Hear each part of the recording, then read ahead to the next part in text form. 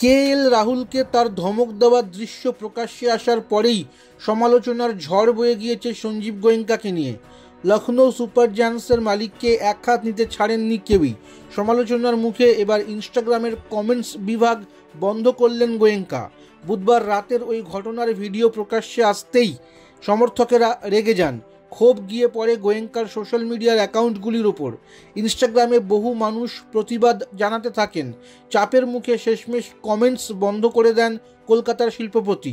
তবে এক্স হ্যান্ডেলে এখনও মন্তব্য পোস্ট করা যাচ্ছে, সেখানে সমর্থকেরা তাদের ক্ষোভ উগরে দিয়েছেন। বুধবার ম্যাচের পরেই গোয়েঙ্কা নেমে আসেন মাঠে। বাউন্ডারির ধারে দাঁড়িয়ে রাহুলকে হাত নেড়ে নেড়ে অনেক কিছু বোঝাতে থাকেন। তার আচরণ দেখেই বোঝা যাচ্ছিল দলের এই হারে তিনি খুশি নন, কিন্তু কিছু কিছু ক্রিকেটারের দিকে হাত দেখিয়ে ইঙ্গিত করতে থাকেন গোয়েঙ্কা।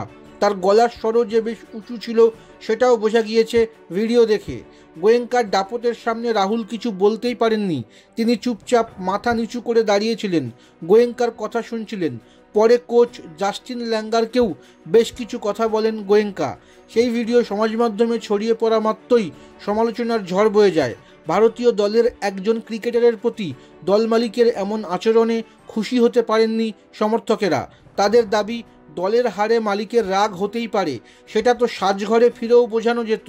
মাঠের মধ্যে সবার সামনে এভাবে রাহুলকে অপমান করার যৌক্তিকতা নিয়েও প্রশ্ন তোলেন তারা।